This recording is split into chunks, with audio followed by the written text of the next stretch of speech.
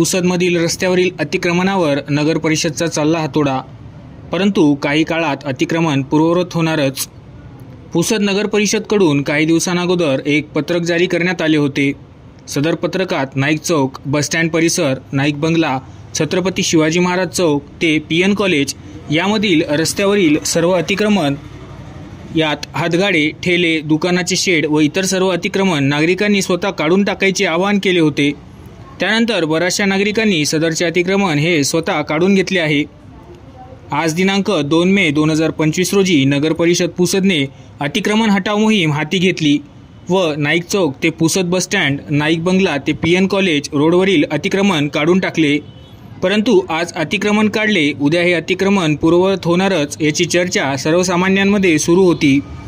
तसेच नगर परिषद पुसदचे अतिक्रमण हटाव मोहीम ही पुसद शहरातील मुख्य बाजारपेठ, डॉक्टर बाबासाहेब आंबेडकर चौक, महात्मा गांधी चौक, नेताजी सुभाषचंद्र बोस चौक या चौकातून सुरू करावयास पाहिजे होती। परंतु तसे न करता फक्त सार्वजनिक बांधकाम उपविभाग हद्दीतील रस्त्यावरील अतिक्रमण काढण्यात प्राधान्य देण्यात आले। असो, आता रस्त्यावरील अतिक्रमण काढणे झाल्यानंतर नगर परिषद पुसद ही शहरातील मुख्य बाजारपेठेतील व इतर चौकातील अतिक्रमण काढणार का? डॉक्टर बाबासाहेब आंबेडकर चौकातील हातगाड्यांवर कारवाई करणार का, असा प्रश्न उपस्थित झाला आहे। आता ही मोहीम किती दिवस सुरू राहणार? तसेच हे काढलेले अतिक्रमण पूर्ववत होऊ नये यासाठी कोणत्या उपाययोजना करण्यात आल्या? या सर्व बाबींचा विचार मुख्याधिकारी साहेबांनी केला का? किंवा फक्त अतिक्रमण हटाव मोहीम नावालाच अतिक्रमण हटविण्यात येत आहे, असा सुद्धा प्रश्न सामान्य नागरिकांना पडला आहे।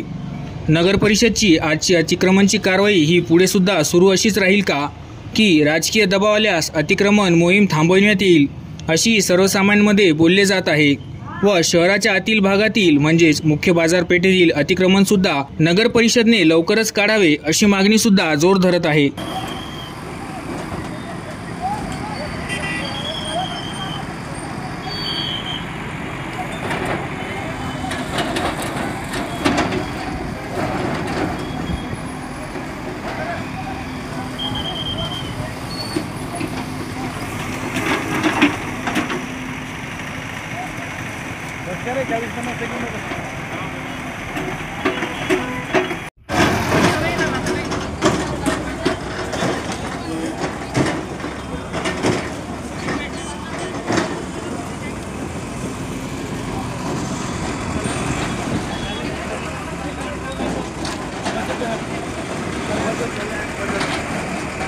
Geldi bu oyun geldi.